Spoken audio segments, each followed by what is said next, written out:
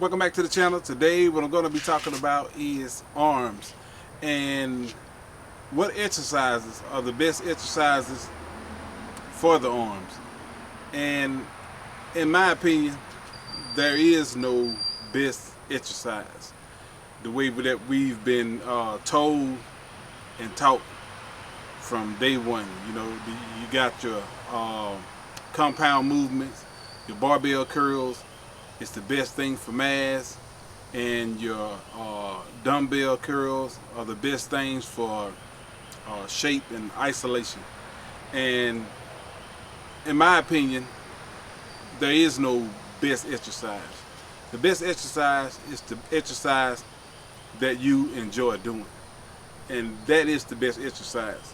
And barbells, dumbbells, cables, it really don't matter. Whatever it is that allows you to be able to work your body part the way that you like to work out, then that's the best thing for it, because that's what you will not have a problem doing. You know, they say the barbell is the number one.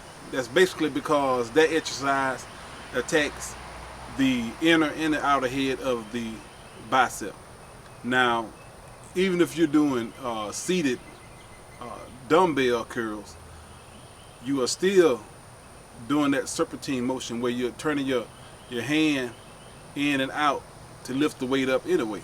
So you're still getting both heads of the bicep work regardless of what you're doing, because you got that. As long as you're moving that wrist, it's gonna cause the exercise to go from the outside head to the inside head. Outside head, dumbbell like this, inside head, bringing it back up. You're getting both sides of the bicep, and you just can't go wrong with it. So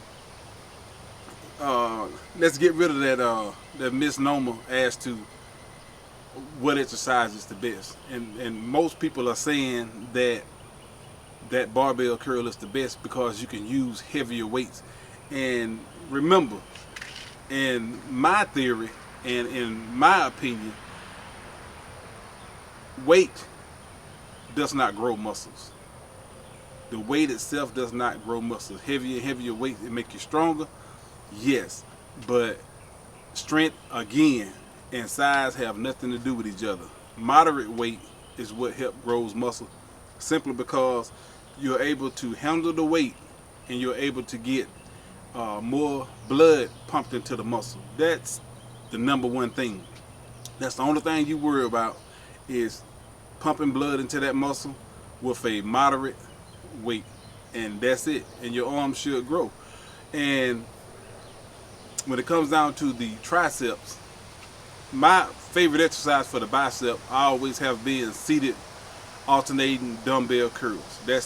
I just love doing that movement because it's strict and it allows me to hone in on the bicep muscle totally.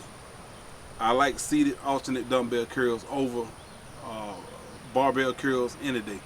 That's what I like to do, and that's what I always incorporate a lot of times when it comes down to working arms. And the exercise that I like the most for the triceps is the close grip bench presses. Close grip bench presses. It still hit the chest anyway. At least with me it does. I still get activation in the chest, and I also feel it from the elbow all the way back when I'm doing close grip bench presses. And I enjoy doing that. But again, you want to stay away from using real heavy weights. You want to stay with the moderate weights. No matter how much weight you can lift, that doesn't matter if you're trying to grow that muscle. If you're trying to grow that muscle, stay within the moderate weights. Stay within the 10 to 12 range as far as reps are concerned, and stay around about 10 working sets per body part. That's what I advocate.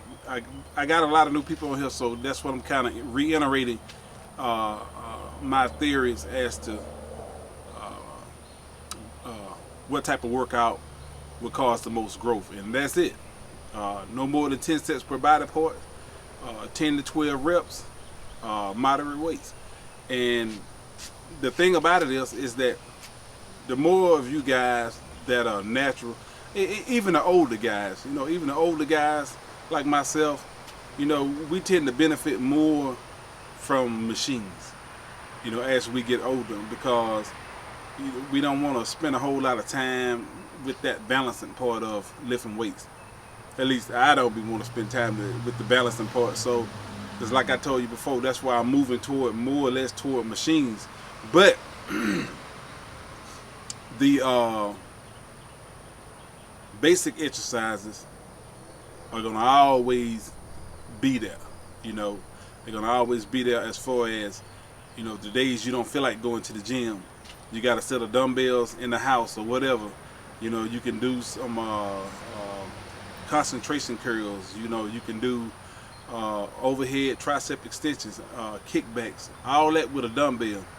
And dumbbells are probably, well, not probably, they are the most versatile pieces of equipment that you can have. If you can get you 40 to 50 pounds, well, 50 pounds would probably be better, but anywhere from 40 to 50 pounds in a flat bench, you can go crazy. You can do all kinds of stuff with just that little bit of small amount of equipment right there. You can do all kinds of stuff. You can do legs, calves, chest, back, everything with just those 2 sets of dumbbells, 40s and 50s, and build a nice physique at home. It's like I said, the industry always wants you to depend on them. They always want you to depend on have to go to a gym. Now, if you're one of those type of people that you really can't get a workout unless you're working with somebody, it's gonna be a lot harder on you to keep up with a everyday routine of working out, simply because you depended on somebody else going to the gym with you. And as long as you're dependent on somebody else, you're pretty much bound by whatever it is that they do. They may decide that they don't want to work out for 3 weeks.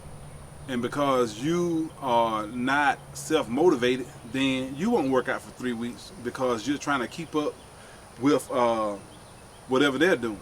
So I do advocate training partners, where you can kind of compete against each other and help each other to get those extra reps in that you want to get. I mean, all that's good and fine, but day-to-day exercising is you should learn to work out by yourself, so that no matter what nobody else do, you can still did what you want to have done. That's if you want to keep your body up to a certain level. But anyway, that's what I wanted to talk to y'all about. If you haven't subscribed, subscribe to the channel. And again, I'll be talking to you later.